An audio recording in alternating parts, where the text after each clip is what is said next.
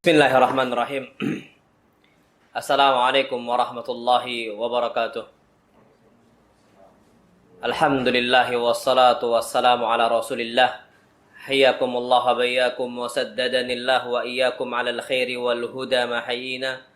Wa as'aluhu bimannihi wa karamih ayaj'alani wa iyyakum min ahli ilmi wal qur'ani tadabbura wa fikha innahu ala kulli syai'in qadir wa bil ijabati jadir.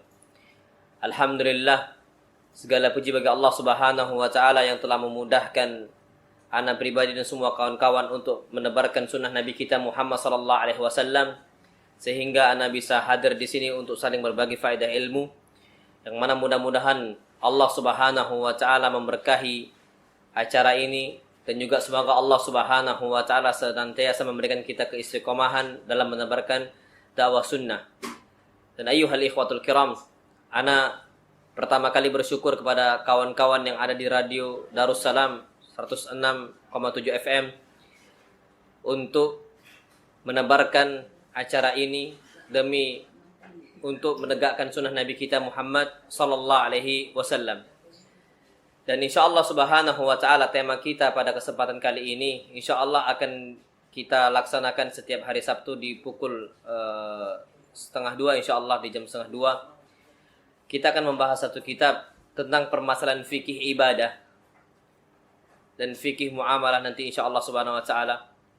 Yang mana kitab ini kita ambil dari kalangan Syekh Abdul Adim Badawi hafizahullah tabaraka wa ta'ala. Dan kitab ini insyaallah subhanahu wa ta'ala mengambil dari dalil Al-Quran dan juga hadis-hadis Nabi kita Muhammad sallallahu alaihi wasallam. Kenapa ana membahas fikih? Naam ayyuhal ikhwatul kiram, kita diciptakan oleh Allah Subhanahu wa taala tidak lain dan tidak bukan cuman untuk nyembah Allah. Cuman untuk beribadah kepada Allah Subhanahu wa taala. Sebagaimana Allah Subhanahu wa taala berfirman, "Wa ma khalaqatul jinna wal insa illa liya'budun." Dan tidaklah aku ciptakan jin dan manusia kecuali hanya menyembah dan beribadah kepada-Ku saja. Sekarang pertanyaannya, bagaimana kita menyembah Allah? Apa tata cara yang benar untuk kita beribadah kepada Allah Subhanahu wa taala? Kenapa ayyuhal ikhwatul kiram? Karena kalau seandainya kita beribadah kepada Allah Subhanahu wa taala dengan cara yang salah, maka itu tertolak. Karena kita ini diperintahkan oleh Allah Subhanahu wa taala beribadah sebagaimana yang Allah syariatkan. Dan ini sebagaimana perintah Nabi kita Muhammad sallallahu alaihi wasallam. Ana ambil contoh semisal satu tentang masalah salat. Nabi mengatakan bagaimana tata cara salat kita agar benar. Beliau mengatakan, "Shallu kama ra'aitumuni usolli." Salatlah kalian sebagaimana kalian melihat saya salat. Nah, kalau seandainya kita enggak mempelajari fikih, kita akan salat secara sembarangan dan asal-asal saja. Maka Nabi sallallahu alaihi wasallam perintahkan, salatlah kalian sebagaimana kalian melihat aku salat. Dan sekarang Masya Allah banyak sekali ibadah-ibadah, tata cara salat itu banyak sekali dengan cara-cara yang salah. Ana ambil contoh Masya Allah, ini di masyarakat awam, masyarakat umum secara lepas. Semisal ketika mereka bertakbir Allahu Akbar. Ketika mereka bertakbir, mereka sebelum sedekap, mereka harus putarkan tangan dulu. Dan ini terjadi. Nas'alullah as-salamata wal afiyah. Kita minta keselamatan dari Allah Subhanahu wa taala dengan ibadah-ibadah yang tak pernah Nabi contohkan. Kenapa bahaya? Kalau udah seperti itu maka salah. Dan amal kita enggak bakal diterima oleh Allah Subhanahu wa taala. Ini sebagaimana Allah Subhanahu wa taala berfirman dalam Al-Qur'an Al-Karim. Allah mengatakan dalam surah Al-Mulk, "Ayyukum ahsanu amala." Kami uji kalian siapa yang amalnya paling bagus. Kalau para ulama mengatakan menafsirkan dalam ayat ini adalah ahsanuhum amala, siapa yang paling bagus amalnya adalah aswabuhu wa akhlasuhu, yang paling ikhlas dan juga paling benar. Dan paling benar ini harus sesuai dengan sunnah Nabi kita Muhammad sallallahu alaihi wasallam. Kalau tak sesuai sunnah Nabi, maka enggak akan diterima. Nah, di sini kita akan membahas kitab fikih bagaimana sesuai dengan sunnah Nabi SAW salat kita.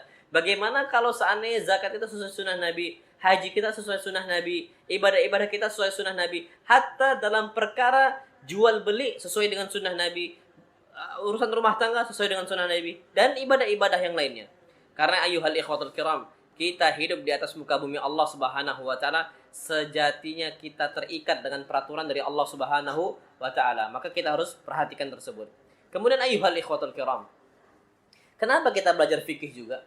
Pertama karena agar kita tahu, biar kita itu mengetahui bagaimana cara kita menyembah Allah. Yang kedua, kata para ulama, untuk mendapatkan kebaikan yang besar dari Allah Subhanahu wa taala ketika kita mengetahui tentang hukum fikih.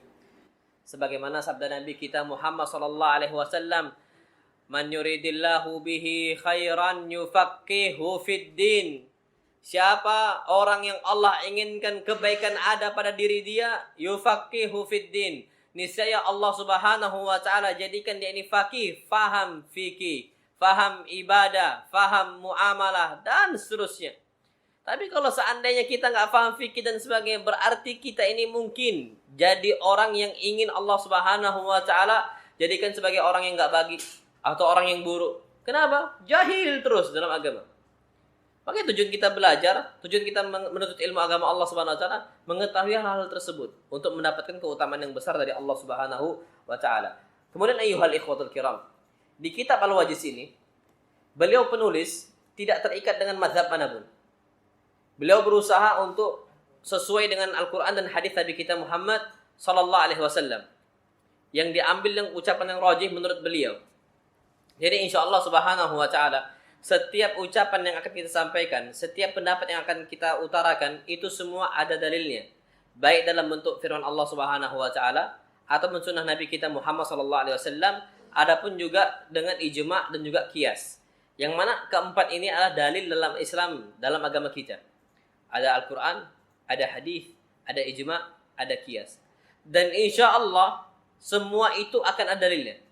Tidaklah di sini disebutkan kita sebuah pendapat, kecuali kita akan sampaikan juga kalau Allah. Kita sampaikan juga kalau Rasulullah sallallahu alaihi wasallam. Kita juga sampaikan ijma' para ulama. Kita sampaikan juga qiyas. Maka dari itu ayyuhal ikhwatul kiram, pentinglah bagi kita untuk mengetahui hal-hal itu semua. Nah, baik. Kita sekarang masuk ke pembahasan yang awal. Ini pembahasan masalah taharah. Masalah bersuci. Dan kebiasaan para ulama memulai kitab fikih-fikih mereka itu dengan kitab taharah, kitab bersuci. Kemudian kitab shalah, kemudian kitab siyam, kemudian kitab zakah, kemudian kitab yang ini. Kenapa kitab taharah? Karena yang namanya ibadah itu banyak sekali berkaitan dengan taharah. Salat tanpa bersuci tak sah. Tak sah. Sebagaimana sabda Nabi kita Muhammad sallallahu alaihi wasallam, beliau bersabda, la yaqbalullahu salata ahadikum idza ahdatha hatta yatawadda. Allah tidak akan menerima salat kalian jika dia itu berhadas sampai kapan? Sampai dia wudu. Kemudian kalau kita berwudu ternyata kita salah tata cara wudunya, maka enggak bakal sah. Enggak bakal sah. Kalau wudunya enggak sah, maka akan ada rentetan berikutnya. Salatnya pun tak sah. Kalau salatnya pun tak sah, maka berbahaya bagi diri kita. Makanya sampai Nabi kita Muhammad sallallahu alaihi wasallam dalam satu perkara, beliau pernah melihat salah seorang sahabat Nabi kita Muhammad sallallahu alaihi wasallam ditumit kakinya. Ada lum'atu dirham, ada seperti satu kain dirham yang dia itu enggak terkena air. Padahal itu wajib kena air. Maka Nabi kita Muhammad sallallahu alaihi wasallam mengatakan, ulangilah salat engkau, aidu salat. Ulangi salat engkau. Kenapa? Fa innaka lam tusalli. Engkau belum salat. Ulangi. Berarti ada rentetannya. Kalau wudu tak sah, maka salat pun tak sah. Makanya kata para ulama, mereka memulai kitab-kitab fikih mereka itu biasanya dengan kitab taharah, kitab bersuci. Sebagaimana di sini Syekh juga mengatakan bahwasanya beliau ini memulai kitab fikih beliau Al-Wajiz dengan kitab At-Taharah. Tapi ayyuhal ikhwatul kiram, At-Taharatu lughatan, kata beliau, bersuci secara bahasa adalah an-nadhafatu wan nazahah. Bersih dan terhindar dari ahdath, dari hadas-hadas. Baik hadas kecil, hadas besar, dan kotoran-kotoran yang lainnya. Itu secara bahasa adalah bersuci. Wastilahan, dan secara istilah, raf'ul hadathi au izalatun najis. Bersuci secara istilah, kita mengangkat hadas dan menghilangkan najis. Apa beda hadas sama najis? Hadas itu adalah najis maknawi. Kita itu Masya Allah, kata para ulama, kotoran yang maknawi, secara makna, gak bisa terlihat. Berbeda dengan najis, itu hissi, najis hissi, yang nampak. Kotoran nampak, air kencing kelihatan. Kotoran pup kita kelihatan. Dan kotoran-kotorannya juga kelihatan, itu najis. Tapi kalau hadas, tidak nampak dia, maknawi, secara makna saja. Orang semisal dia itu kentut, maka dengan kondisi dia udah keluarkan angin, itu dia hadas. Kotor dia. Tapi bukan kotor dalam bentuk hissi. Kelihatan, nggak kelihatan. Tapi dia maknawi. Maka diperintahkan dengan cara berwudu untuk menghilangkan hadas tersebut. Nah, jadi kalau najis itu yang tampak, kalau hadas itu yang tak tampak. Itu kata para ulama. Kalau hadas itu ada hadas kecil, juga ada hadas besar. Najis pun juga ada tingkatan-tingkatannya. Ada najis misal najis ringan, najis mukhaffaf, ada najis tengah-tengah, dan juga ada najis mughallad, najis yang berat. Dan insyaallah subhanahu wa taala kita akan bahas, nanti akan terbahas insyaallah subhanahu wa taala dalam kitab fikih tersebut. Jadi yang namanya secara istilah taharah adalah kita mengangkat hadas dari tubuh kita dengan cara berwudu kalau hadas kecil, dengan cara mandi kalau hadas besar, dan juga kita menghilangkan najis yang tampak dalam tubuh kita. Taib ayyuhal ikhwatul kiram. Pertama, beliau membahas tentang babul miyah, bab air. Beliau mulai dengan air karena memang alat yang kita gunakan untuk bersuci adalah air. Kita menghilangkan hadas kecil kita dengan air, wudu caranya. Kemudian kita menghilangkan hadas besar kita dengan air, mandi kita. Dan kita menghilangkan najis kita dengan cara apa? Air, kita bersihkan, kita siram dengan air. Maka beliau memulai dengan pertama babul miyah, bab pembahasan air. Disebutkan di sini oleh beliau, ini kaidah umum tentang air. Kullu ma'in nazala minas sama' au kharaja minal ardi fahuwa tahur. Setiap air yang turun dari atas langit atau keluar dari bumi, fahuwa tahur, maka dia suci dan mensucikan. Tahur itu suci dan mensucikan. Kenapa? Karena tahir itu suci, tapi nggak bisa mensucikan kemungkinan. Tapi kalau tahur, suci dia dan mensucikan dia. Bedanya beda sekali. Kalau tahir dan nggak tahur, nggak bisa digunakan untuk berwudu. Anak ambil contoh, air, teh semisal. Teh manis, teh pahit, terserah teh apa aja. Mau teh hijau, mau teh apa aja, terserah. Teh, itu nggak bisa digunakan untuk apa berwudu.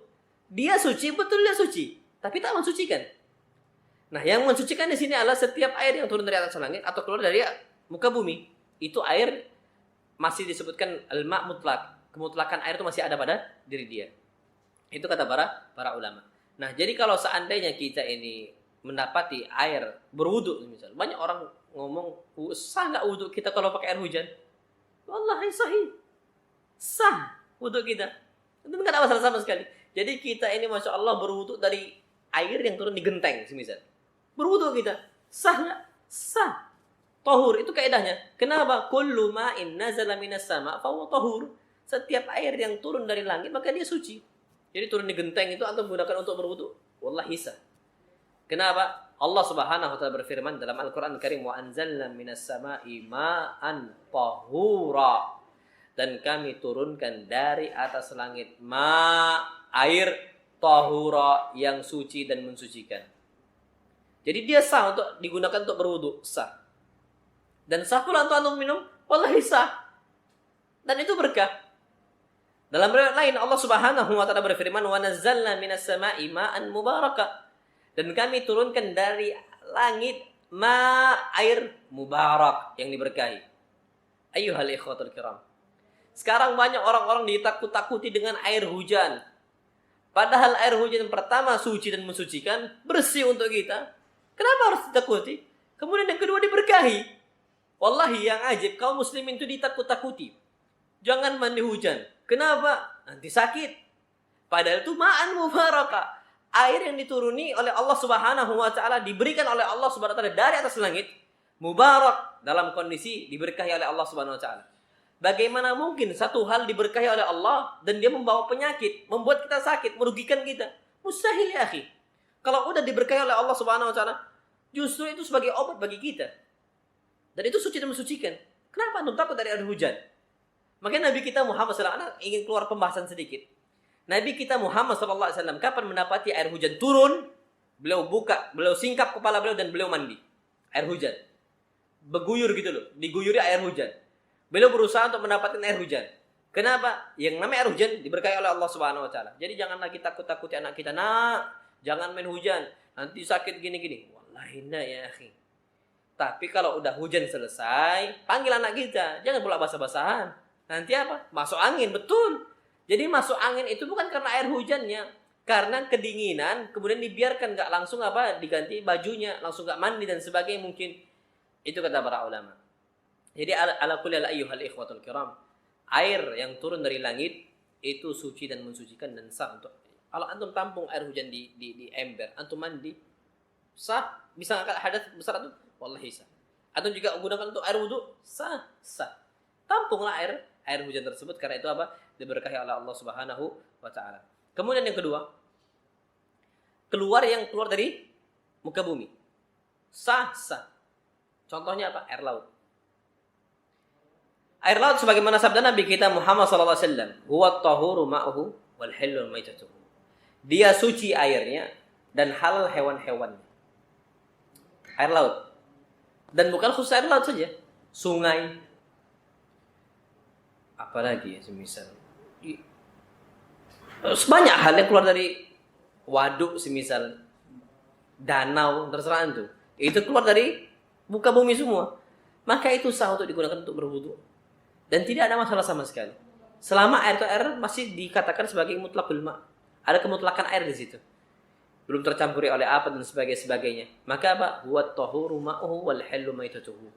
Dia itu suci airnya. Jadi air laut itu kan asin. Ada sebagian orang tuh ragu. Boleh nggak kita wudhu pakai air laut? Kan asin, berubah rasanya. Berubah rasanya itu kalau dengan najis, betul. Dia jadi najis. Tapi kalau berubah rasanya, gara-gara satu hal yang suci, dan tidak merubah kemutlakan air, tetap dikatakan air. Sah. Kecuali berubah antum masukkan dengan teh. Antum masukkan dengan susu. Antum masukkan dengan kopi. Itu nggak dinamakan lagi ma. Nggak dinamakan lagi dengan air. Kalau antum ada air sah untuk berwudu, antum campur kopi, bukan air lagi namanya, tapi udah kohwah, udah kopi, maka nggak bisa antum gunakan untuk berwudu. Minum, fadhal ya akhi, silahkan. Teh juga sama, wallahi fadhal. Tapi kalau untuk berwudu, ana mau wudu pakai teh, sesekali beda, maka nggak sah, maka nggak bisa. Susu juga sama, itu yang perlu kita ketahui. Antum ambil perah susu kambing. Dari susu kambing itu antum pakai wudu, sah? Enggak sah. Karena dia bukan lagi namanya ma, tapi namanya laban. Nah, itu kata para ulama. Selama dia masih dalam kemutlakan air, walaupun rasanya itu asin sebagaimana kita sebutkan air laut, tetap sah digunakan untuk berwudu.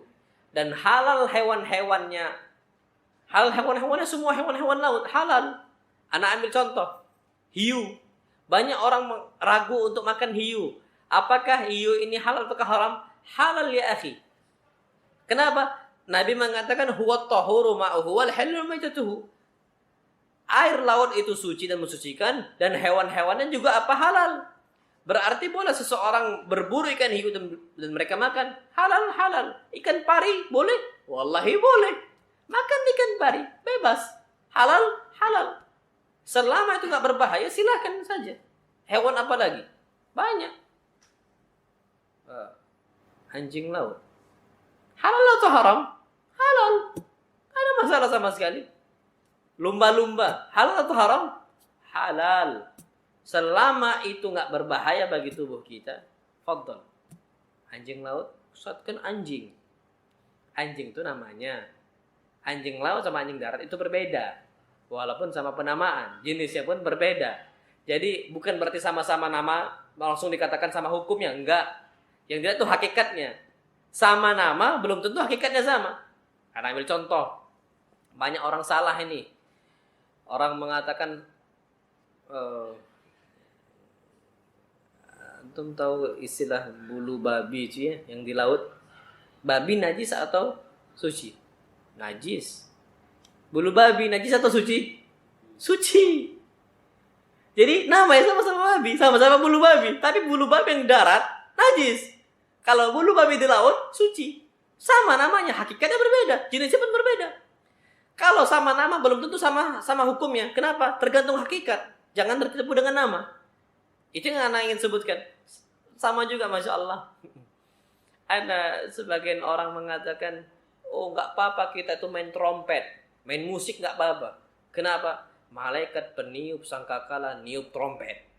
Katanya sama-sama apa? Trompet. Wallah ini aja. Namanya memang betul trompet. Sama-sama sangkakala gitu. Trompet, sama-sama trompet. Tapi trompetnya yang kita tiup sama trompetnya malaikat itu beda. Jadi ketika jangan tertipu dengan nama, tapi lihat hakikatnya. Hakikatnya sama, namanya beda, satu hukum. Anak ambil contoh, riba. Namanya riba satu. Yang lain namanya bunga. Beda nama, hakikatnya sama. Maka apa kata para ulama? Ya hukumnya sama-sama haram walaupun dinamakan bunga. Mau diganti gimana pun tetap hukumnya haram.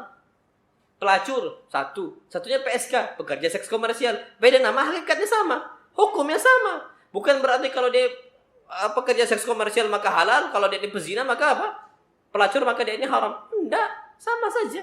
Hakikatnya juga sama, sama-sama zina, kan gitu. Nah ini kata para ulama, sama juga dengan hewan-hewan laut dan sebagainya, itu dihukumi suci oleh para ulama dan halal untuk kita makan. Tapi ingat, ini hewan khusus untuk hewan air. Kalau hewan dia itu dua alam, maka dikembalikan kepada hakikatnya apakah dia itu bertaring ataukah tidak. Ini kita sedikit sambung karena ada pembahasan dengan hadis. Semisal tentang masalah buaya. Memang betul ada sebagian ulama yang membolehkan makan buaya. Tapi yang rajih tidak boleh kita makan buaya. Kenapa? Karena buaya bukan hewan laut. Kalau antum cari yang namanya buaya itu adalah hayawanun barriyun bahri. Hewan darat dan hewan air. Dua alam dia. Nah kalau dua alam ditengok kepada hakikatnya. Hakikat dia itu bertaring. Dan dia itu pemangsa. Dan Nabi kita Muhammad SAW sebagaimana kata Ibn Abbas, Naha Rasulullah SAW, Nabi SAW melarang an kulli dhinabin minas siba, setiap hewan buas yang bertaring. Buaya, hewan buas, pemangsa dan bertaring dia. Dan dia bukan hewan laut saja, tapi hewan darat dan hewan laut. Maka kata para ulama di sini dia memiliki hukum apa? Hukum yang haram. Jadi seperti itu. Wallahu a'lam bishawab. Jadi air yang turun dari langit itu hukumnya suci dan mensucikan. Dan juga air yang dari danau, dari laut, dari sungai, suci dan mensucikan. Begitu juga air yang ada di sumur. Karena sumur ini kan ditampung dari atas, mungkin juga dibor juga dari bawah. Ini kata para ulama, suci air sumur. Dan ini sebagaimana sabda Nabi kita Muhammad SAW, beliau bersabda dalam hadis yang sahih tentang masalah bi'r, tentang masalah sumur. Innal ma'a tahurun la yunajjisuhu syai'un. Ini air sumur, dia suci. Walaupun nanti ada yang masuk satu hal yang najis dan sebagainya. Tapi saking banyaknya air yang ada dalam sumur tersebut, nggak bisa membuat air tersebut jadi najis. Karena volumenya besar. Adapun semisal bangkai yang masuk bangkai tikus semisal. Karena jumlah air itu besar, jumlah air itu banyak dan sebagainya. Nggak berubah baunya, nggak berubah rasanya, dan juga nggak berubah warnanya. Maka kata Nabi kita Muhammad SAW, sumur tersebut tahur, dia suci dan mensucikan. La yunajjisuhu syai'un. Tidak ada satupun yang membuat dia menjadi najis. Itu kata para ulama. Nah, wallahu a'lam bishawab. Jadi selama itu dia masih dalam kemutlakan air, maka tidak ada masalah sama sekali. Baik. Sekarang pertanyaannya, gimana kalau air sabun? Apakah dia suci dan mensucikan? Ada air, atau masukkan sabun dalam itu. Apakah dia bisa digunakan untuk berwudu? Air tadi, air, ember, atau masukkan sabun. Karena zaman kita sekarang, Masya Allah, itu banyak air yang kalau sebagian rumah itu ada bathtub namanya. Ada bathtub, itu dimasukkan sabun, berbusa. Antum mandi di situ, dalam kondisi semisal hadas. Boleh nggak kita itu mandi dengan air tersebut dan mengangkat hadas kita? Atau antum berwudu pakai air tadi? Boleh ataukah tidak? Maka kata para ulama, boleh selama tidak keluar dari kemutlakan air. Selama dia disebutkan masih maka dia suci dan mensucikan. Mana dalilnya? Hadis Nabi kita Muhammad, sebagaimana kata beliau di sini, kata Syekh Abdul Aziz Badawi, wa huwa bakin ala tahuriyatihi. Dan dia akan terus disebutkan air, dan juga dia itu akan tetap di atas kesucian dia. Wa in khalatahu syai'un tahir, walaupun dia itu tercampur dengan barang yang lain. Yang suci hukumnya malam yakhruj an al-itlaqi, selama tidak keluar dari kemutlakan air. Apa contohnya? Nabi kita Muhammad sallallahu alaihi wasallam pernah bersabda untuk para wanita yang mengurus jenazah putri Nabi kita Muhammad sallallahu alaihi wasallam. Nabi mengatakan igsilnaha bima'in wa sidrin. Mandikan jenazah anak saya salasan aw khamsan, 3 kali, 5 kali, aw aktsar min dzalika in ra'aitunna dzalik. Atau lebih dari 5 kali kalau kalian melihat ada kebutuhan untuk mandikan lebih dari 5 kali. Bima'in wa sidrin. Mandikan dengan air campur bidara. Zaman dulu, sabun zaman dulu itu pakai daun bidara untuk memandikan jenazah. Itu sabunnya zaman dahulu. Bima'in wasidrin, campur air tadi dengan apa? Daun-daun bidara. Waja'alna fil akhirati kafura, dan jadikan di akhir pemandian pengurusan jenazah kapur, berikan kapur. Au syai'an min kafurin, atau suatu hal yang terbuat dari kapur. Apa kata para ulama? Air yang dicampur dengan bidara tetap bisa digunakan untuk mandi, mengangkat kotoran-kotoran yang ada sebelum kita meletakkan jenazah di bawah kuburan dia, di bawah tanah. Ini fungsi untuk mensucikan dia. Berarti apa kata para ulama? Air dicampur dengan daun bidara tetap bisa mensuci dan mensucikan. Air dicampur dengan sabun tetap suci dan mensucikan selama tidak keluar dari kemutlakan air. Nah, itu kata para ulama, dan itu yang perlu kita ketahui. Jadi antum kalau mandi di bathtub campur sabun, sah nggak antum mengangkat hadas antum? Jawabannya apa? Sah. Nggak usah ragu lagi. Kenapa? Karena Nabi sallallahu alaihi wasallam pernah memerintahkan para sahabiat yang mengurusi jenazah putri Nabi kita Muhammad sallallahu alaihi wasallam untuk mencampur air dengan daun bidara, dan ternyata bisa dipakai untuk mengangkat hadas. Dan itu insyaallah subhanahu wa taala kita itu bisa mensucikan dia. Itu kata para ulama. Na'am wallahu alam bissawab. Kemudian yang perlu kita perhatikan, wala yuhkam binajasatil ma'i wa in waqa'at fihi najasatun illa idza taghayyara biha. Dan air terus dikatakan yang suci dan tidak dihukumi najis kecuali jika ada najis yang turun dan berubah sifat-sifatnya. Disebutkan oleh para ulama, sifat itu ada 3. Sifat itu ada 3. Pertama sifat warna, kedua sifat rasa, dan kemudian yang keempat sifat baunya. Ada bak mandi, air sedikit, ternyata kemasukan tikus, berubah bau airnya, nggak sah digunakan sebagai alat untuk berwudu atau mandi. Justru nggak boleh. Kenapa? Karena air tadi udah berubah jadi najis. Tapi kalau jumlah yang banyak, tetmon besar semisal tetmonnya, kemasukan bangkai apa gitu tikus, 1, dan nggak berubah warnanya. Semisal contoh, kalau mungkin loh ya, nggak berubah rasanya, dan nggak berubah apapun juga, baunya nggak berubah. Maka kata para ulama, dia sah untuk digunakan untuk berwudu dan untuk mandi, walaupun ada bangkainya situ. Jadi itu kata para ulama. Dalilnya mana? Hadis Nabi kita Muhammad sallallahu alaihi wasallam dari Abu Sa'id. Qila ya Rasulullah. Nabi ditanya, wahai Rasul sallallahu alaihi wasallam, ana tawaddu min bi'ri buda'ah. Boleh enggak kami ini wudu dari air dari sumur buda'ah? Sumur buda'ah ini apa? Wahya bi'run yulqa fiha al-hayad wa luhumul kilab. Yang mana sumur buda'ah adalah sumur yang dia itu di bawah lembah, di bawah dia. Kalau hujan, biasanya bangkai-bangkai hewan yang mati itu akan terbawa. Karena kalau di Saudi, di Hijaz, Mekah dan Madinah, kapan udah hujan tuh lebatnya Masya Allah. Jadi arus itu ada arusnya. Kalau seandainya sumur buda'ah itu dibawa, maka bangkai-bangkai anjing dan sebagainya itu ke bawah dan jatuh masuk ke dalam sumur buda'ah. Tapi ditanya, ya Rasulullah, ana tawaddu min bi'ri buda'ah. Boleh enggak kami ini wudu pakai air buda'ah? Maka Nabi kita Muhammad SAW beliau bersabda, al-ma'u tahurun la yunajisu syai'un. Yang namanya sumur buda'ah, airnya suci dan mensucikan. La yunajisu syai'un. Dan tidak ada yang bisa merubahkan dia menjadi najis. Kenapa? Saking banyaknya air sumur buda'ah. Jadi kalau tetmon rumah kita, Masya Allah, besar sekali. Misal berapa liter, Anda tidak tahu lah, yang paling besar misal. Masuk tikus, bangkai tikus, dan nggak berubah warnanya, nggak berubah rasanya, dan juga nggak berubah baunya, sah untuk kita berwudu. Tapi kasusnya kalau seandainya berubah, curut semisal masuk, dan curutnya kan memang baunya Masya Allah, semisal Masuk ke treadmill. Dan ternyata berubah baunya. Udah, harus diangkat itu. Harus diangkat, area dibuang. Tapi kalau zaman dahulu, Masya Allah, para ulama ajib. Kalau tempatnya itu besar, dan kalau kita isi airnya ternyata berubah nggak jadi bau, campur dulu, tambahin dulu airnya, biar nggak mubazir air.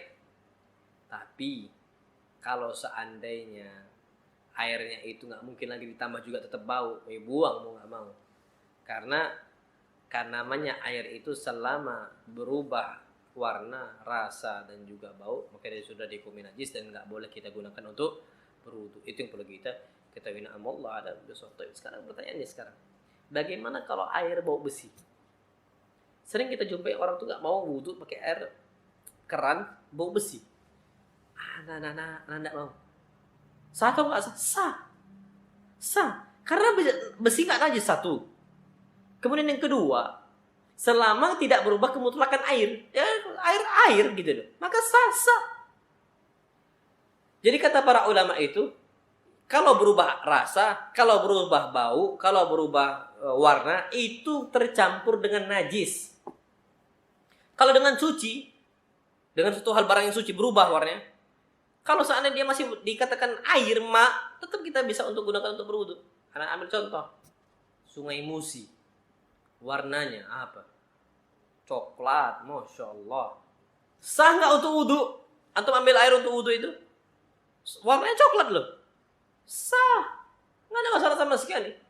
Walaupun airnya warna coklat, tapi dia disebutkan mutlaqul ma', dia itu disebutkan memang air, dan dia tercampur dengan lumpur mungkin di bawahnya. Ini kita katakan tadi sebagai dari awal, semisal air laut, sah nggak pakai air laut? Sah, karena air laut namanya rasa air laut, nggak ada rasa air laut itu tawar, nggak ada ceritanya. Hampir rata-rata air laut rasanya asin. Ternyata kata Nabi SAW tetap sah. Nah, jadi kalau air besi, antum berwudu dengan air yang baunya bau besi gitu, sah. Selama tidak keluar dari kemutlakan air. Itu kata para ulama. Nah, Allah alam besok. Tapi kalau antum campur air tadi dengan apa gitu ya, dengan susu bubuk, Masya Allah. Antum cium, wah rasanya juga udah berubah, baunya juga udah berubah. Itu namanya bukan lagi air, tapi susu. Walaupun di bahasa kita namanya tetap air susu, tapi bagi mereka nggak ada ma'ul laban, nggak ada. Yang ada laban langsung, susu. Itu perlu kita ketahui. Nah, wallahu alam bissawab. Ayyuhal ikhwatul kiram, kita masuk ke bab yang kedua, babun najasat. Bab tentang benda-benda najis. Disebutkan apa itu najasah? Apa itu najis? Wa hiya kullu syai'in yastakdziruhu ahlut taba'i as-salimah. Dialah segala sesuatu yang orang-orang fitrahnya masih selamat menganggap benda tersebut kotor. Wa yatahaffadzuna anhu, dan mereka menjaga diri dari benda-benda tersebut. Wa yaghsiluna thiyaba idza asabahum kal'adhrah wal baul, dan mereka akan segera mencuci pakaian mereka kalau kena kotoran seperti kotoran pup dan juga kencing. Itu najis namanya. Jadi mereka tuh nggak senang dengan hal tersebut. Ini najis. Nah, kata para ulama, wal aslu fil asya'i al-ibaha wa tahara, kata beliau. Dan asal dari segala sesuatu adalah mubah, boleh dan suci. Faman za'ama najasata ainin ma fa'alaihi bid-dalil. Maka barang siapa yang mengklaim benda sesuatu najis, maka dia harus ada dalilnya. Fa in nahadha bihi fadhalik, kalau memang ada dalilnya maka walhamdulillah. Wa in ajiza anhu aw jaa bima la taqumu bihil hujjah fal wajib alaina al-wuquf ala ma yaqtadihi al-asl wal bara'ah. Maka kalau dia enggak bisa mendatangkan dalil, maka mau enggak mau kita tetap kembali kepada hukum asal. Apa itu hukum asalnya? Al-bara'ah. Dia terlepas diri dari kenajisan, dan dia itu mubah, dan dia itu apa? Suci. Li'anna al-hukma bin najasati hukmun taklifi ta'ummu bihil balwa fala yahillu illa ba'da qiyamil hujjah. Maka menghukumi sesuatu dengan suatu hal yang najis itu akan memberatkan banyak orang. Maka kalau dihukumi najis, mau tak mau itu harus tegakkan hujjah. Jadi hukum asal sesuatu itu mubah, Suci. Ini apa hukumnya? Hukum asal lah. Mubah, suci. Apa hukumnya? Mubah, suci. Apa hukumnya? Mubah, suci. Duniawi. Semuanya. Hewan-hewan. Apa hukum semisal landak? Hukum asalnya. Dia apa? Suci. Dan dia juga mubah. Dan yang lain-lainnya. Maka kata para ulama, asal segala sesuatu itu suci. Antum megang harimau, wudu enggak? Enggak. Karena enggak ada dalilnya. Antum megang singa, enggak ada masalah. Tapi kalau antum megang semisal kerbau yang kotor, lumpuran, wudu enggak? Enggak wudu. Kenapa? Hukum asal lumpur suci dan hukum asalnya kerbau juga suci. Tapi antum megang babi yang baru dimandikan, disabunin, antum pegang, apa hukumnya? Najis. Antum harus wudu.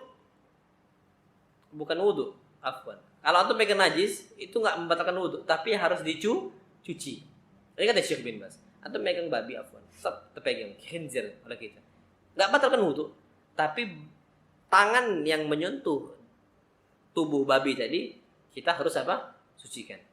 Itu kata para ulama. Nah, jadi asal segala sesuatu itu suci. Kalau antum katakan najis, qul hatu burhanakum in kuntum shadiqin. Datangkan dalil. Datangkan buktinya.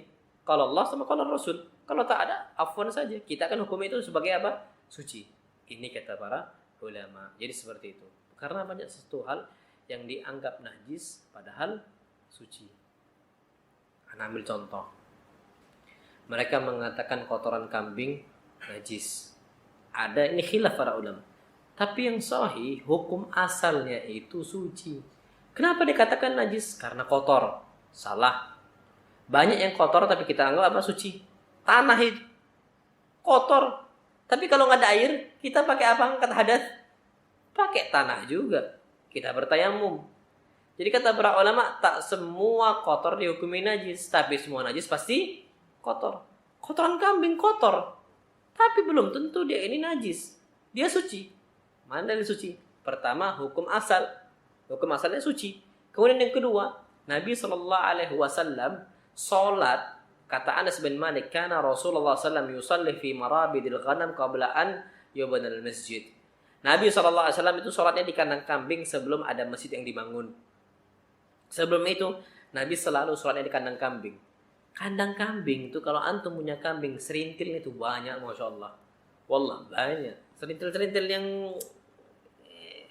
macam cokok chip itu nama, masya Allah banyak. Itu susah untuk dihindari. Ternyata Nabi sholat di situ. Berarti apa kata para ulama? Suci, tapi kotor, tapi dia suci. Itu kata para ulama. Bukan berarti kalau suci bisa kita makan. Enggak juga. Enggak semua suci itu halal, tapi semua yang halal pasti suci. Ini jangan dibalik-balik kaidah. Tak semua suci itu halal. Ular suci dia, antum pegang tahu tuh. Afan, antum pegang tak perlu antum cuci. Suci. Tapi apakah halal? La ya akhi. Maka semua suci pasti halal. Afwan. Semua halal pasti suci. Dan tak semua suci lantas dikatakan apa? Halal. Macam serintil suci tapi tak halal. Jangan pula dimakan. Karena tak ada yang mengatakan menganjurkan dari hadis Nabi bahwasanya kita dianjurkan untuk makan serintil kambing kecuali kotoran afwan, kencingnya onta. Nah, kalau kencingnya onta ada dalil yang mengkhususkan dia itu suci dan sah untuk diminum, halal. Dan bahkan obat gitu loh. Dan ini disebutkan dalam hadis yang sahih ketika itu ada sebuah kabilah dari Urainah datang ke Madinah. Ternyata kondisinya mereka masuk angin, enggak cocok sama cuaca Madinah. Fajtawauha, kata sahabat Nabi kita Muhammad sallallahu alaihi wasallam. Akhirnya Nabi sallallahu alaihi wasallam mengatakan, minumlah kalian min abwali al-ibil wa albaniha. Kalian minumlah air kencing onta dan susunya, insyaallah kalian sembuh. Pas diminum sembuh. Apa kata para ulama? Kalau ternyata kencing onta dijadikan Nabi untuk obat, berarti obat itu apa? Halal. Karena para sahabat mengatakan, dan hatta Nabi kita Muhammad SAW bersabda, innallaha lam yaj'al dawa'akum fima harrama alaikum. Sesungguhnya Allah Subhanahu wa taala tidak pernah menjadikan obat untuk kalian dari hal-hal yang haram bagi kalian. Dia pasti halal. Kalau haram nggak bakal Allah jadikan sebagai obat. Halal ya akhi. Berarti air kencing onta juga halal. Tapi serintil kambing balik lagi tidak. Dia suci, tapi belum tentu halal. Tapi kalau halal semuanya pasti suci.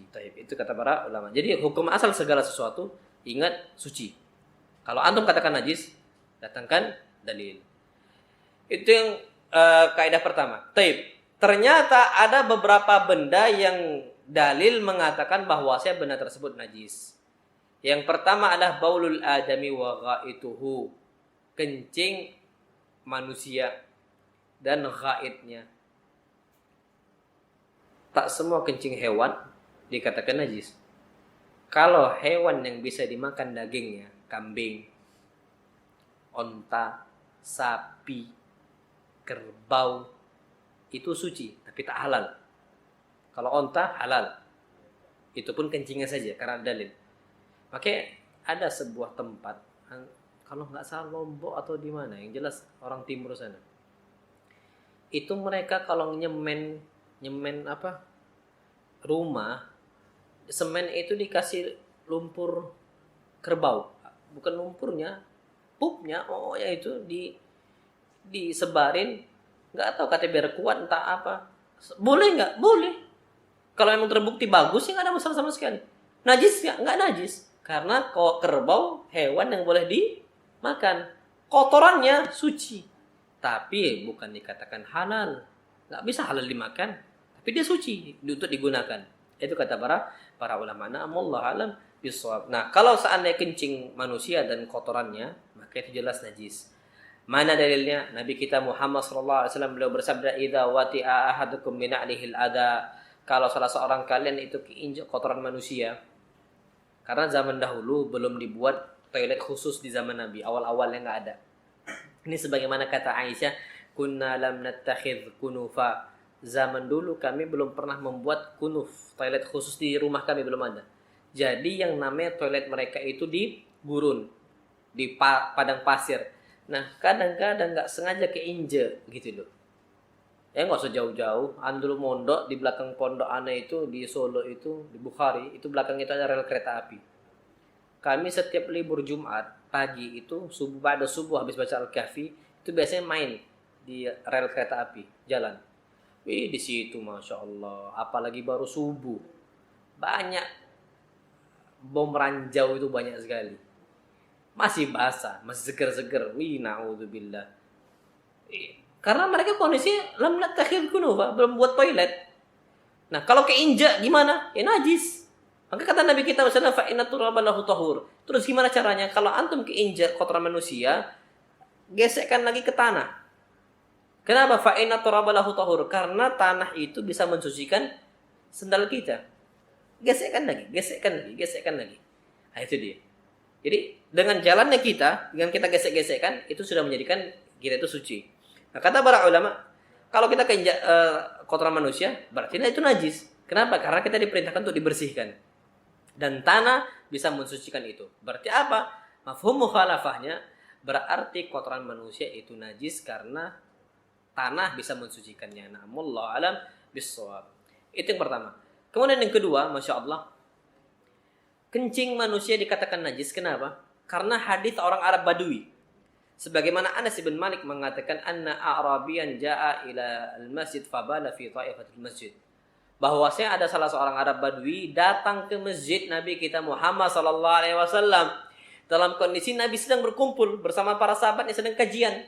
Tiba-tiba nih orang Arab Badui datang. Ketika datang, Masya Allah, cari pojokan masjid, kencing di situ. Fazajarahun nas. Semua orang ngamuk marahin nih Arab Badui. Ternyata Nabi kita Muhammad SAW mengatakan da'uhu wa la tazramu. Biarkan dia kencing dan jangan diteriakin kayak gitu, jangan dimarahin, biarkan. Ya Arab Badui, maklum aja orang kampung. Pak, orang kampung itu disebutkan Qura, kampung Korea. Badawi itu lebih pelosok lagi, nggak tahu adab. Ya nggak usah jauh-jauh, Pak. Ada orang tiba-tiba kencing di rumah antum. Kencing di luarnya aja kita ngamuk, apalagi kencing dalam rumah. Masuk dia ke rumah, cari pojokan rumah kita, sap kencing dia. Habis dia sama kita mungkin. Kamu ini. Apalagi di masjid. Bukan rumah kita. Rumah siapa? Allah Subhanahu Wa Taala. Pastilah Nabi kita Muhammad SAW dapat ini. Dan para sahabatnya suatu hal kaget. Tapi ketika itu semua sahabat langsung neriakin dia. Nabi SAW langsung larang. Da'uhu wa la tazramu. Jangan biarkan kencing.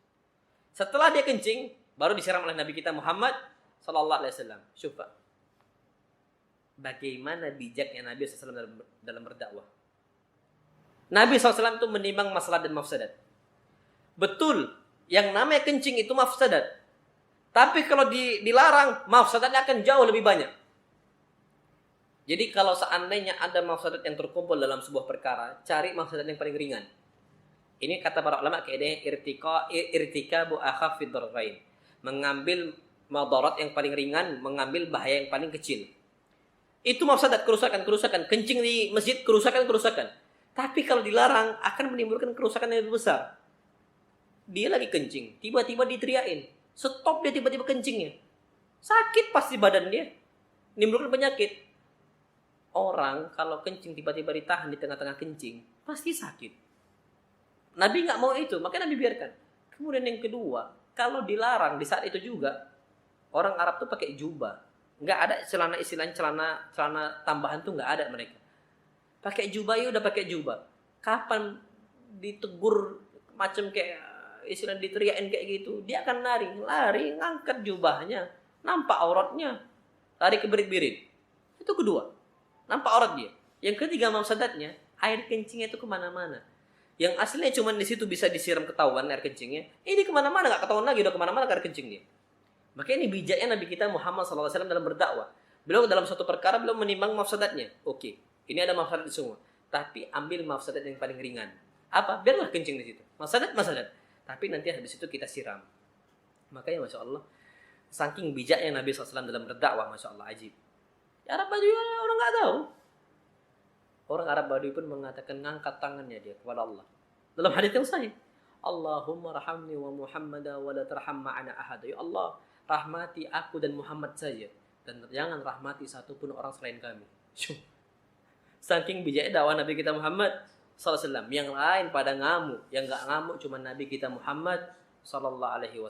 Kenapa Nabi kita SAW nggak ngamuk? Nabi pernah hidup di fase orang-orang Badui. Kapan itu? Nabi lahir di Mekah. Mekah itu kata para ulama Ummul Qura, induknya kampung. Mekah itu kampung. Tapi ada lagi yang lebih pelosok, yang lebih tertinggal, Badui. Nabi SAW di masa persusuan itu Nabi tinggal di Arab Badui, di Bani apa? Kabilah Bani Sa'ad, disusui oleh Halimah As-Sa'diyah. Dan Nabi hidup lama di kabilah itu, yang mana mereka ini orang-orang Arab Badui. Nabi faham itu, kondisi itu. Jadi ketika jumpa sikap orang-orang Arab Badui, Nabi biasa aja, nggak aneh. Kenapa? Nabi pernah hidup di zaman itu. Mereka lakukan itu karena memang nggak tahu. Memang bukan ada mereka sebenarnya, mereka nggak tahu sama sekali. Jadi Nabi wajarkan. Makanya Nabi SAW itu kenapa bisa dakwahnya meluas, betul-betul meluas. Karena Nabi pernah hidup di 3 fase. Fase Badui. Habis itu ketika udah besar balik lagi ke Mekah, itu fase kampung. Fase Madinah, fase kota. Madinah itu kota artinya. Jadi Nabi hidup 3 fase. Bisa hidup bersama orang-orang kota, bisa hidup bersama orang-orang kampung, bisa hidup bersama orang-orang apa? Badui. Makanya orang kayanya ikut Nabi, orang miskinnya ikut Nabi SAW. Orang beradab ikut Nabi, orang tak beradab ikut Nabi SAW. Itu dakwah Nabi SAW dan itu hikmahnya. Kenapa Nabi SAW ketika kecil Allah jadikan Nabi SAW itu disusui oleh Halimah Sa'diyah. Gara-gara Nabi kita Muhammad SAW biar hidup di perkampungan Badui. Buktinya ini. Ketika ada Arab Badui yang kencing sembarangan, Nabi SAW tidak marah. Beliau faham itu karena memang dia nggak tahu. Dan Nabi mengatakan, innakum tuba'athuna muyassirina wa lam tuba'athu mu'assirin. Kalian diutus oleh Allah untuk berdakwah dengan cara memudahkan, bukan dengan cara menyakiti, bukan dengan cara menyulitkan. Mudahkan, yassir wa la tu'assiru. Ini kata Nabi kita Muhammad sallallahu alaihi wasallam. Wallahu a'lam bissawab. Ini sampai jam berapa kita?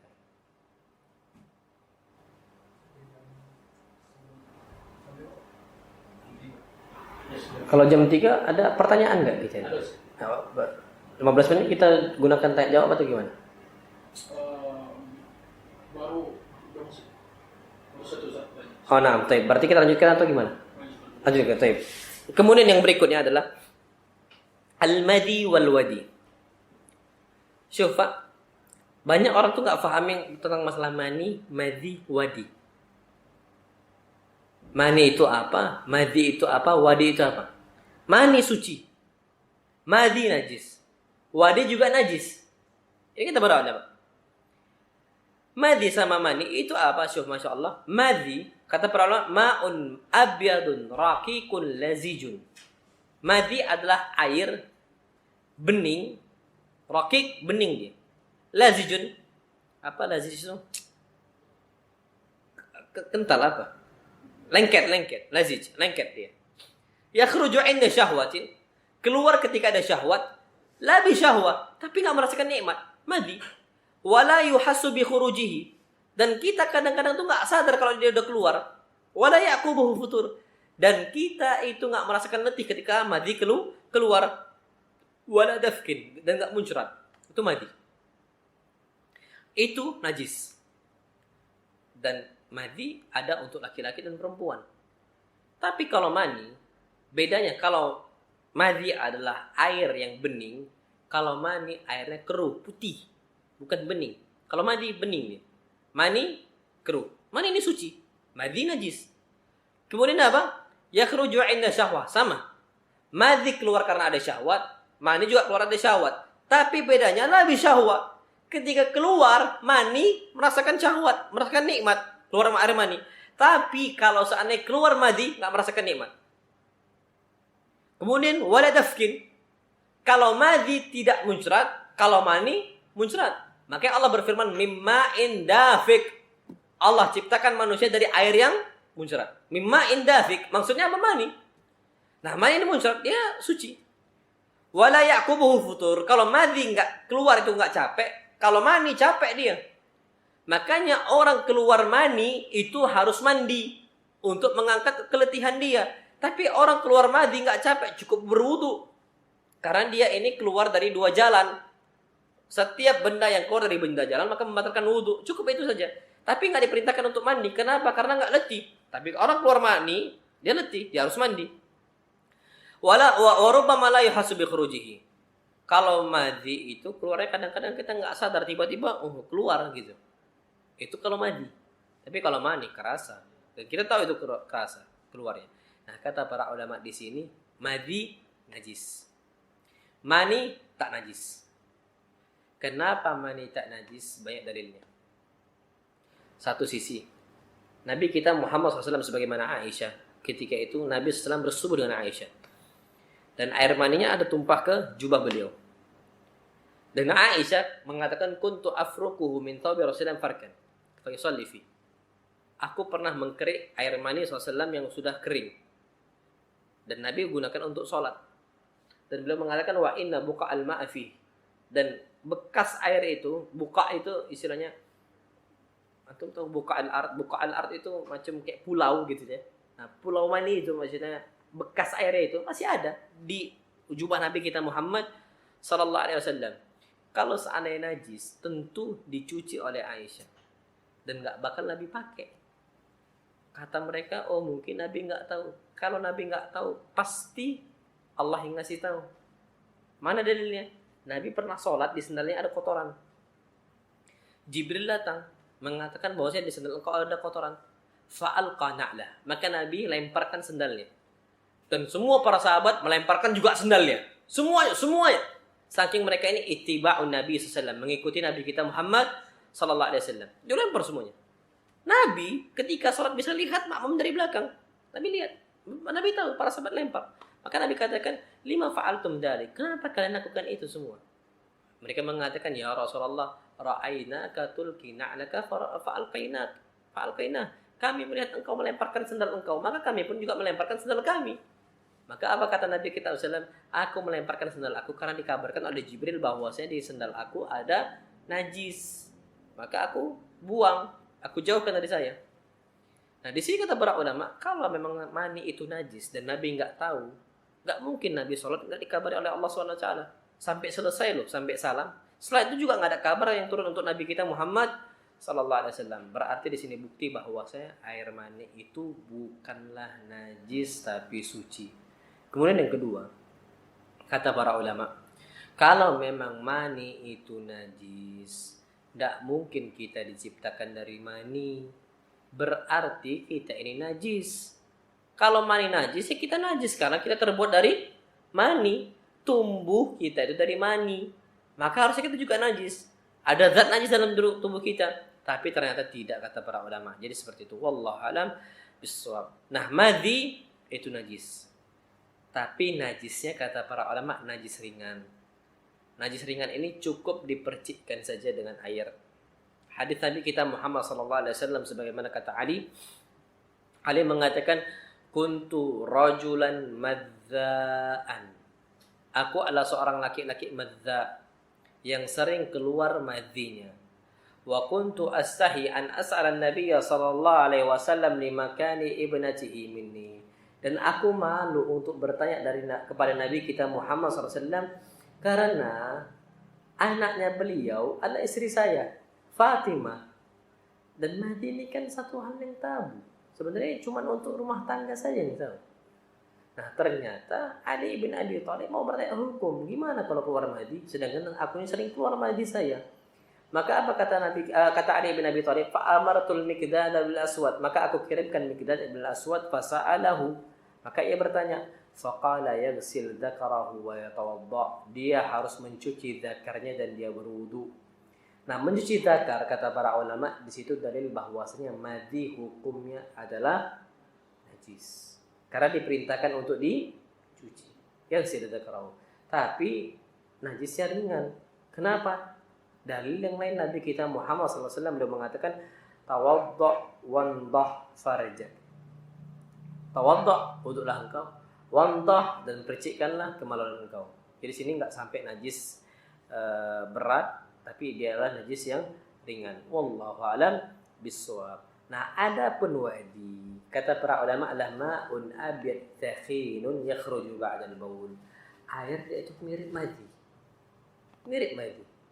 Putih, dia mirip madhi. Yakhruju ba'dal baul. Keluarnya setelah kencing. Dia itu kental airnya, dan dia itu keluar apa setelah kencing. Dan kita mungkin beberapa orang pernah merasakan itu.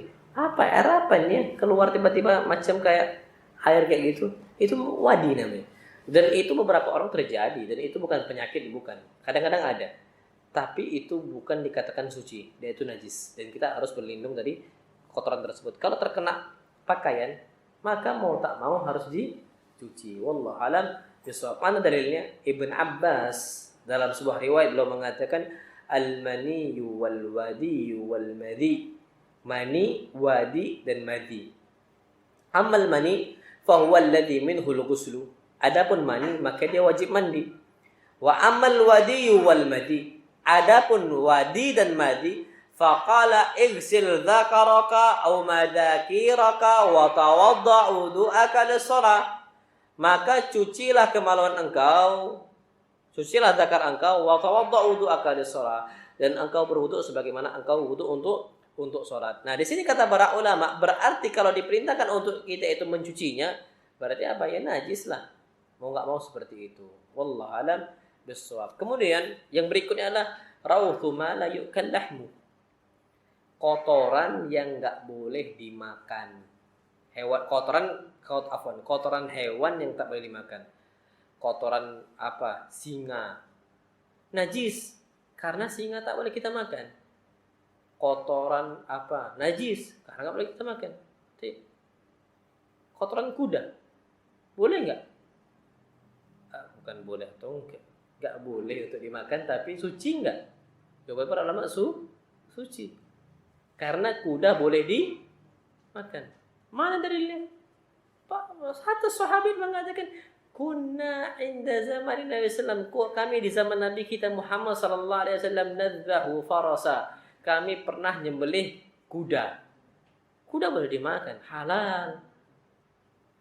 Tapi kata para ulama berarti dari situ berarti kotorannya dihukumi suci, tapi kotor tetap harus kita hindarkan. Nah, jadi hewan-hewan yang nggak boleh dimakan, maka kotorannya disebutkan najis. Mana dalilnya? Abdullah ibn Mas'ud beliau mengatakan arada Nabi sallallahu alaihi wasallam an yatabarraz. Nabi pernah satu saat ingin buang hajat. Faqala i'tini bi thalathati ahjar. Nabi mengatakan, wahai Abdullah, bawa untuk saya 3 batu. Fawajadtu lahu hajaraini wa rawhata himar. Aku dapatkan 2 batu untuk Nabi dan 1 kotoran keledai. Keledai ini Pak tidak boleh dimakan. Keledai nggak boleh dimakan. Zebra boleh. Kalau keledai tidak boleh. Fa'amsakal hajaraini wa qarahar rawtha. Maka Nabi SAW mengambil 2 batu yang tadi kotoran keledai dibuang. Faqala hiya rijsun. Ini kotoran itu najis. Apa kata para ulama? Gara-gara yang namanya keledai tak boleh kita makan. Nah, kalau nggak boleh dimakan berarti dia najis. Wallahu a'lam bissawab. Ini waktu udah mau jam 3. Kalau ada pertanyaan silakan hina. Insyaallah kita lanjutkan pada pertemuan berikutnya, materi berikutnya. Nah, insyaallah. Tentang benda-benda najis yang lain insyaallah.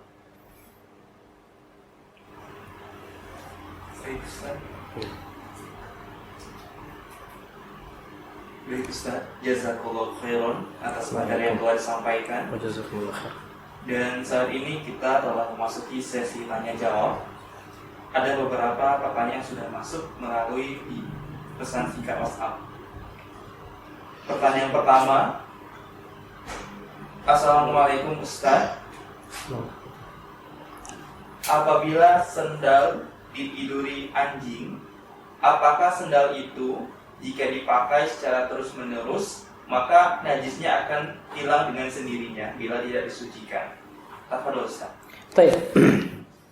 Sendal kalau seandainya ditiduri oleh anjing dan dia terkena terkena sinar matahari, terkena debu dan sebagainya, dibiarkan lama dan sebagainya, maka insya Allah Subhanahu wa taala dengan sendirinya akan menjadi suci.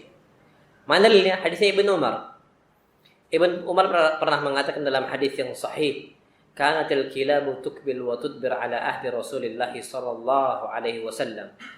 Anjing-anjing di zaman Nabi kita Muhammad SAW itu keluar masuk ke dalam masjid Nabi kita Muhammad SAW. Wa tabul, dan ketika masuk ke dalam masjid dia kencing. Kenapa? Karena di zaman Nabi kita Muhammad SAW masjid itu nggak terbuat dari ubin kayak kita, terbuat lantai itu belum, tapi masih pasir-pasir, masih tanah. Makanya anjing itu masuk keluar, wa tabul, dan kencing di dalam. Apa kata para sahabat? Falam yakunu yarushuna syai'a. Ternyata sama sekali mereka tidak menyiram air kencing anjing tadi. Dia tiba-tiba kering sendiri dan suci sendiri. Nah, ini kita ambil faedah. Anak kita semisal udah kelas 3 SD semisal, ngompol. Apakah wajib dicuci atau cukup dijemur? Kata para ulama cukup dijemur, dibiarkan saja, jemurlah dia. Kalau udah hilang itu baunya, hilang sudah menjadi suci, dijemur. Nah, kalau sendal ditiduri di malam hari ditiduri oleh anjing, dan kita biarkan dia terkena sinar matahari dan tidak ada dampak sama sekali untuk kenajisan itu, maka suci kata para ulama. Ya, sama tadi, anak kita kencing, nggak perlu kita capek-capek untuk nyikatnya, nyucinya dan sebagainya sampai basah dan sebagainya. Jemur saja, kapan udah kering maka dia suci. Dan ini sebagaimana hadisnya Ibnu Umar tadi. Nabi dan para sahabatnya tidak ada yang menyiram air kencing yang ada dalam masjid tadi. Kalau seandainya Arab Badui tadi, kenapa Nabi siram?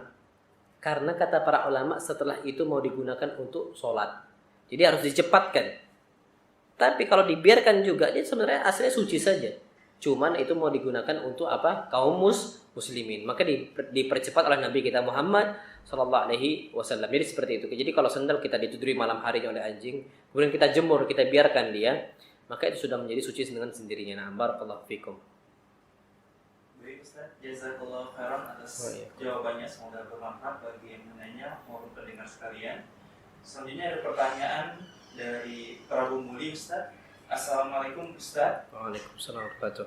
Bagaimana maksud dari kalimat suci tapi tidak mensucikan? Tafadhol Ustaz. Baik. Suci tapi tak mensucikan. Ana ambil contoh teh biar gampang. Bil misal yatadihul maqal, kata para ulama. Dengan misal maka semua itu akan menjadi gamblang. Teh. Ada air, ada gelas, kita isi air, masukkan air. Air di sini, air putih, itu suci dan mensucikan. Kita bisa minum karena suci dan dia itu mensucikan, kita bisa gunakan untuk berwudu.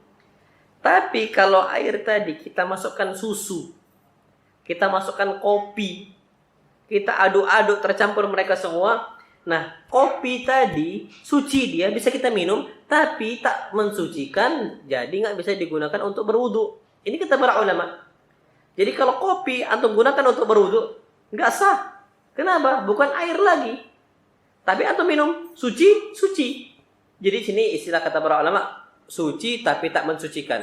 Makanya dalam bahasa Arab, suci itu tahir. Mensucikan tahur. Itu beda. Tahir ala wazni fa'il, tahur ala wazni fa'ul. Tahir itu suci, tahur mensucikan. Nah, itu insyaAllah bisa dipahami. Na'amullah alam bisawab. Jazakallahu khairan Ustaz Oh, iya. jawabannya. Pertanyaan satu lagi. Assalamualaikum Ustaz. Waalaikumsalam warahmatullahi wabarakatuh. Ana terkadang setelah buang air kecil merasa ada air yang keluar lagi, tetapi ketika dicek kadang ada dan juga kadang tidak ada. Itu membuat Ana merasa was-was. Mohon nasihatnya Ustaz. Apa Ustaz? Baik. Orang seperti ini kata Syekh Ibnu Utsaimin itu terkena penyakit salisul baul. Air yang tiba-tiba, air kencing tiba-tiba keluar, apalagi terutama untuk rukuk dan sujud. Itu ada orang kena penyakit seperti itu. Nama penyakitnya dalam bahasa Arab adalah salisul baul. Orang seperti ini kata para ulama, sah salat dia, sah. Jadi kalau antum sudah berwudu, antum sudah bersihkan tubuh antum, kemudian antum sudah tutup dengan kain, salat antum. Ternyata ketika rukuk keluar, jangan dihiraukan, biarkan saja, biarkan. Lanjutkan salat. Ketika sujud keluar, lanjutkan saja, enggak ada masalah sama sekali. Kenapa sah? Karena Allah berfirman, Rabbana la tu'akhidna in nasina aw akhtana, la yukallifullahu nafsan illa wus'aha. Allah enggak bakal memberatkan sebuah nyawa, sebuah jiwa kecuali Allah pasti akan keringanan. Enggak mungkin Allah membebankan itu di luar kemampuan dia. Makanya ada sebuah kaidah taklifu ma la yutaq. Memberatkan suatu hal yang dia enggak mampu, enggak boleh dalam agama. Orang enggak mampu, dipaksa enggak bakal bisa. Orang enggak bisa sholat berdiri, maka enggak bisa dipaksakan untuk berdiri, maka dia silakan duduk. Nah, anggap orang seperti ini, dia kalau seandainya ruku mau tak mau dia keluar air kencing, seringnya seperti itu, nggak bisa dibebankan lagi. Makanya kata para ulama, lanjutkan saja. Kenapa? La yukallifullahu nafsan illa wus'aha. Nggak mungkin Allah beberatkan seorang jiwa. Pasti Allah kasih keringanan. Itu keringanan insya Allah subhanahu wa ta'ala. Tapi syaratnya, walaupun dia tak batal dan sebagainya, sebelum sholat tetap dia harus berwudu lagi. Kenapa? Karena kata para ulama, dia itu telah keluar, ada zat yang keluar dari dua jalan. Dari sini jalan kemaluan dia. Maka dia wudhu lagi dan tutupi dengan kain lagi biar tidak terkena pakaian dia. Jadi tutupi dengan tisu, tutupi dengan kain biar nggak kena pakaian dia. Kenapa? Karena Allah SWT berfirman, wa thiyabaka fatahhir. Adapun pakaian engkau maka sucikan dan nggak boleh kena najis. Itu kata para ulama. Jadi kata Syekh Ibnu Utsaimin rahimahullah, orang kena salisul baul sebelum sholat dia harus wudu, dia harus bersih-bersih, kemudian dia tutup dengan kain, dikasih alas. Pun kalau ketika sholat keluar air kencingnya, tetap sah sholatnya dan tidak ada masalah sama sekali. Nah, barakallahu fikum. Baik Ustaz, jazakallahu khairan atas jawabannya. Semoga ada bermanfaat bagi penanya maupun pendengar sekalian. Baik Ustaz, sekarang kami persilakan untuk menyampaikan ikhtisar dari pembahasan kita pada kali ini. Tafadhol Ustaz. Baik. Ayyuhal ikhwatul kiram. Jadi pembahasan fikih adalah pembahasan yang meluas dan pembahasan yang penting sekali karena kita diperintahkan oleh Allah hidup di atas muka bumi mau tak mau cuma untuk satu hal, yakni beribadah kepada Allah.